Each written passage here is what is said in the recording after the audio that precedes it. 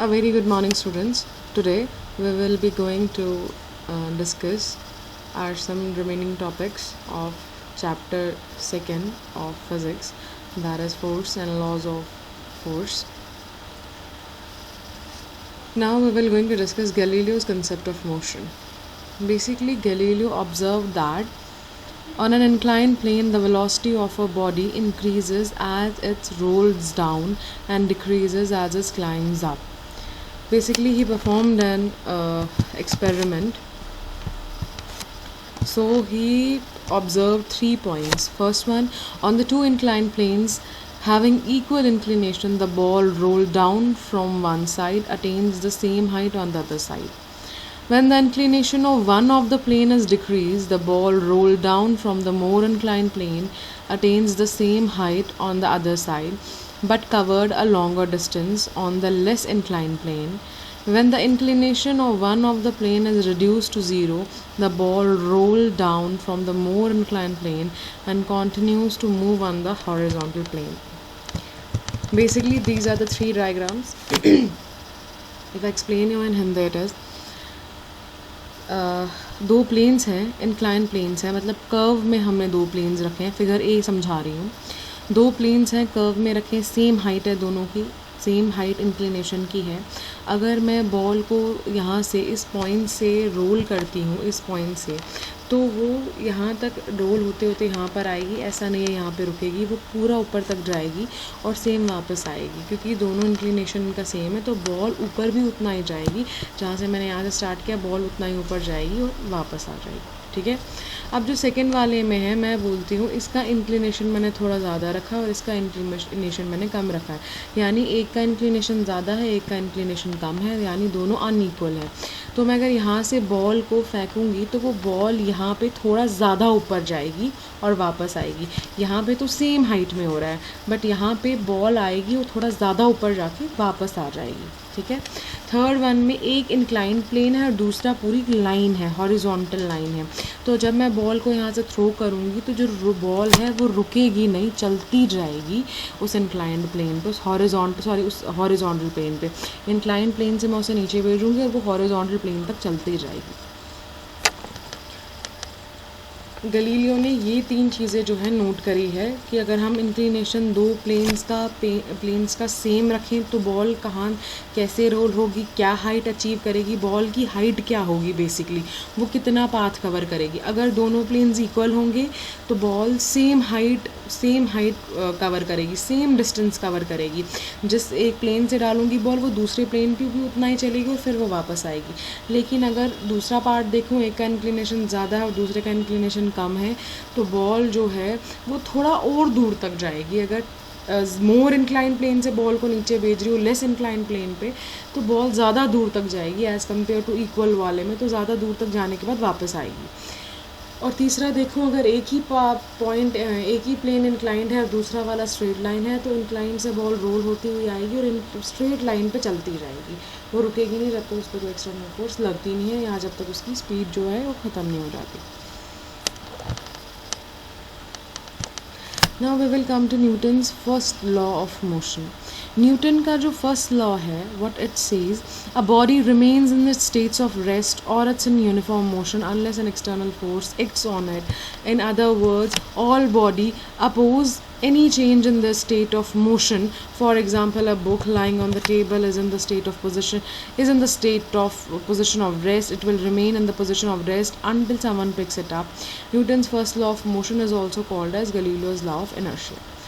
जो ये पहला हमारा लॉ ऑफ मोशन है, बेसिकली गलीलियो के इनर्शिया वाले कंसेप्ट से ही रिलेटेड है. कि अगर कोई चीज़ रेस्ट, गलीलियो क्या बोलता है, गलीलियो बोलता है कि अगर कोई चीज़ रेस्ट में है तो वो रेस्ट में ही रहेगी जब तक उस पर कोई एक्सटर्नल फोर्स नहीं लगेगी.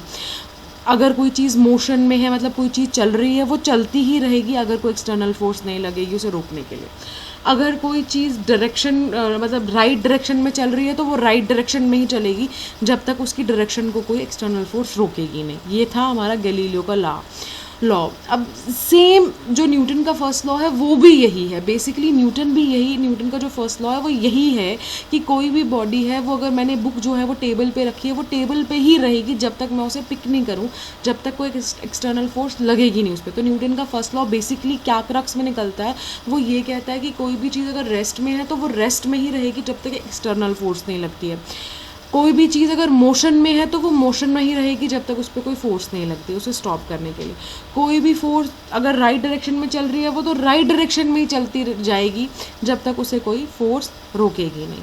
This was your first law of motion, Newton's law of motion. अब जो न्यूटन का जो हमारा सेकेंड लॉ है, बेसिकली न्यूटन का सेकेंड लॉ है, when a force is applied on a body its velocity changes. Force applied on a body produces acceleration in it. What it means, अगर कोई भी फोर्स है बॉडी पे लग रही है तो जो उसकी वेलोसिटी है वो चेंज होती है। अब वेलोसिटी वर्ड का क्या मतलब है? Now what velocity means? Velocity means अगर मतलब जैसे मैंने एक डिस्टेंस है A से B तक ट्रेवल किया, तो जो A से B तक का डिस्टेंस है उस पर जब मैं स्टार्ट करूँगी तो कुछ और वेलोसिटी होगी और जब एंड करूँगी तो कुछ और वेलोसिटी होगी। इट मीन जब कोई भी फोर्स लगता है बॉडी पे तो जो उसकी वेलोसिटी है वो चेंज होती रहती है। Newton's second law of motion is defined as the force acting on a body is directly proportional to the product of the mass of the body and the acceleration produced in the body by the force. Basically जो हमारा Newton का second law है ना वो इसी चीज़ पे depend करता है। Force F is equal to M into A। Basically force जो है वो हमारा बॉडी के मास पे और उसकी एक्सेलरेशन पे डिपेंड करता है। अब एक्सेलरेशन वर्ड कहाँ से आया? Rate of change of velocity मतलब एक्सेलरेशन। अगर वेलोसिटी चेंज हो रही है तो बट ऑब्वियस एक्सेलरेशन भी प्रोड्यूस हो रही है। तो जो बॉडी का मास है और उसकी एक्सेलरेशन आपस में डिपेंड करते हैं और वो दोनों, उन दोनों के प्रोडक्ट जो होता है वो फोर्स के बराबर होता है। Experimentally, acceleration produced in a body is directly proportional to the force applied on the body and inversely proportional to the mass of the body. Directly proportional means कि acceleration is directly proportional to force और inversely का मतलब 1/में हो जाती है चीज़। जो acceleration है वो force को directly proportional है, लेकिन acceleration है जो inversely proportional mass के, तो acceleration is inversely proportional to 1/mass of the body। तो इस हिसाब से मैंने एक्सेलरेशन इज डायरेक्टली प्रोपोर्शनल लिख दिया, force upon a body upon mass of body. तो मैंने force is directly proportional to mass into body. अब मैं फोर्स इंटू एम ए लिख दिया मैंने, जो हमारा ये कांस्टेंट है, अगर मैं डायरेक्टली प्रोपोर्शन को हटाती हूँ और इक्वल टू का साइन लगाती हूँ तो के लिखा जाता है। तो फोर्स इज इक्वल टू के एम ए। जो हमारा के है वो बेसिकली एक कांस्टेंट है जिसका 1 यूनिट ऑफ फोर्स, और जो 1 यूनिट ऑफ फोर्स है उसके लिए के जो है वो 1 के इक्वल है, तभी force is equal to M A आया। जब हम कांस्टेंट हटाते हैं इस सिंबल को बोलते हैं डायरेक्टली प्रोपोर्शनल का कांस्टेंट। जब ये हटता है तो इसकी जगह के आ जाता है, के एज कांस्टेंट आ जाता है, तो उस के की वैल्यू 1 लेते हैं हम ऑलवेज। तो that is why F is equal to M into A. अब मुझे इस इक्वेशन को डिराइव करना है, force is equal to M into A. तो मुझे कोई भी चीज़ अगर डिराइव करनी है, जैसे मेरे को force is equal to M A derive करनी है, तो मैं एम ए को लेके नहीं चलूँगी, मुझे पहले मतलब मेरा हेंस प्रूफ में आंसर आना चाहिए force is equal to M A.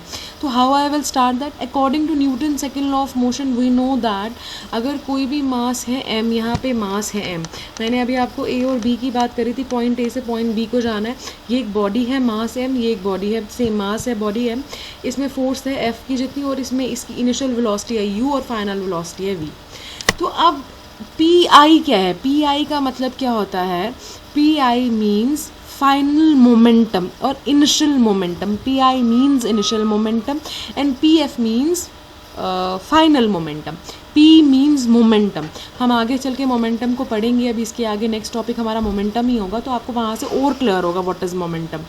तो जो मोमेंटम है, मोमेंटम का फॉर्मूला क्या होता है? Mass into M into U. M into U means, so P I means initial momentum. ठीक है। इनिशियल मोमेंटम, फाइनल, इनिशियल और फाइनल मोमेंटम मतलब P I is equal to mass into initial velocity and mass into final velocity. P I means mass into velocity, momentum किसके बराबर होता है, mass into velocity. तो मैंने P I means momentum initial is equal to mass into you यानी final initial velocity, और P F is equal to mass into final velocity. तो यहाँ पे इसलिए मैंने लिखा P I is equal to M U and P F is equal to M V. ठीक है, अब हम यहाँ पे आते हैं, force is directly proportional to the rate of change of momentum upon time, which means force हमारा, force का एक और फॉर्मूला है, force means force is directly proportional to rate of change of momentum. Rate of change of, जो ये rate of change है ना, इसको हम इस रेट ऑफ चेंज को डेल्टा के साइन से लिखते हैं। इस ट्राइंगल जो है ना, ये ट्राइंगल इज बेसिकली, इस ट्राइंगल को डेल्टा बोलते हैं, that is delta P. P represents momentum, delta represent the rate of change and upon time. Force is directly proportional to rate of change of momentum upon time, which means force is directly proportional delta P upon T. इस triangle को basically delta बोलते हैं। We know that rate of change of momentum is denoted by delta P, और delta P का formula मुझे पता है, delta P is equal to P F minus P I. P F क्या होता है, फाइनल मोमेंटम, पी आई क्या होता है, इनिशियल मोमेंटम। और जो हमारा फिर अब मैं एफ की वैल्यू, मैं इस वाली डेल्टा पी की वैल्यू डाल देती हूँ यहाँ पे। Force is directly proportional to P F minus P I upon T, ऐसे लिख सकती हूँ। और पी एफ मुझे पता है M V minus M U के बराबर है, वो मैंने ऊपर अभी लिखा था। तो force is directly proportional to M V minus M U upon T. M को कॉमन निकालूंगी यहाँ पे, वी माइनस यू लिखूंगी यहाँ पे, V minus U upon T. Okay, we also know that from first equation of motion v is equal to u plus at। इस u v is equal to u plus at में से इस यहाँ पे, इस जगह पे, इस u प्लस ए टी में यहाँ से a की वैल्यू निकालूंगी एक्सेलरेशन की। तो एक्सेलरेशन की वैल्यू क्या निकलेगी, v minus U upon T. मैं इस a को लेफ्ट हैंड साइड पे शिफ्ट करूँगी और इस v को v माइनस यू करके t को अपॉन में ले लूँगी। इस साइड पे लिया तो ऑटोमेटिकली t नीचे आ जाएगा, a लिया यहाँ पे तो t तो ऑब्वियसली नीचे आएगा। a t पूरा शिफ्ट हो गया ना, यहाँ पे a t जो है वो लेफ्ट साइड पे शिफ्ट हो गया, तो जब मैं उसे राइट साइड पे शिफ्ट करूँगी तो automatically t v minus you के नीचे आ जाएगा t। तो अब ये जो v माइनस यू है पूरा, v minus U upon T, इस v माइनस यू को यहाँ पे इस इक्वेशन में जो v माइनस यू है इसको मैं a लिख सकती हूँ। तो force is directly proportional to M A, और अगेन डायरेक्टली प्रोपोर्शनल को हटाना है तो के एम ए, के वन है होता है प्रोपोर्शनलिटी कांस्टेंट, और f is equal to M A. यहाँ से हमारा जो इक्वेशन है वो डिराइव हो जाती है। नाउ आई कैन अंडरस्टैंड हमारे लॉकडाउन की वजह से हमारी क्लासेस नहीं लग रही हैं, तो don't worry about it. Actually मैं आज ये बात क्यों अपने वीडियो में बोल रही हूँ, बिकॉज मुझे 2-3 बच्चों का कॉल आया था and I can feel that उन्हें थोड़ा डिफ़िकल्ट हो रहा है वीडियोज़ को कोप अप करने में, तभी मैंने आज की वीडियो पूरी लगभग हिंदी में ही रखी है।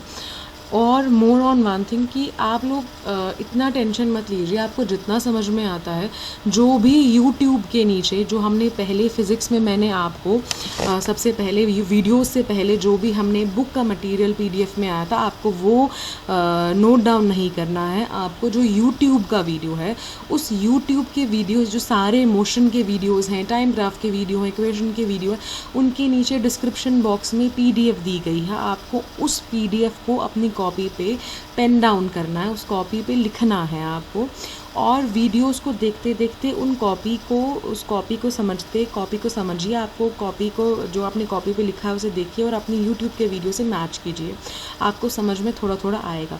लेकिन अगर आप कहीं पे स्टक हो जाते हैं तो आप अपनी सेक्शन हेड से मेरा नंबर ले सकते हैं, यू कैन कॉल मी।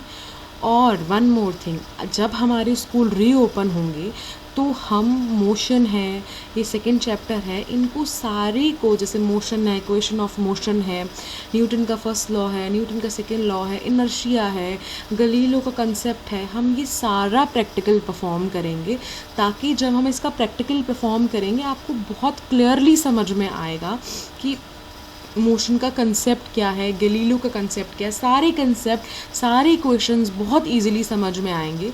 तो पैनिक नहीं करना है, इन्हें थोड़ा थोड़ा करके स्टेप बाय स्टेप अपनी कॉपी पे नोट कीजिए, इन्हें समझने की कोशिश कीजिए with the help of video. जितना समझ में आता है उतना ठीक है। आपके डाउट्स हैं, यू कैन कॉल, आप अपने सेक्शन हेड को पूछिए, you can directly call to me. आप मुझे कॉल करके अपने डाउट्स क्लियर कीजिए और उसके बाद जब हमारे स्कूल खुलेंगे तो हम ऑटोमेटिकली अपने पूरे इस सेशन को प्रैक्टिकली परफॉर्म करेंगे, ताकि आपको बहुत अच्छे से समझ में आएगा. So there is no need of getting worried about it कि समझ नहीं आ रहा कैसे करना है, क्या करना है. बिल्कुल साइंस हमारा अब न्यू शिफ्ट हो गया है फिजिक्स, केमिस्ट्री, बायो में, तो पैनिक करने की ज़रूरत नहीं है. मतलब your school is always with you.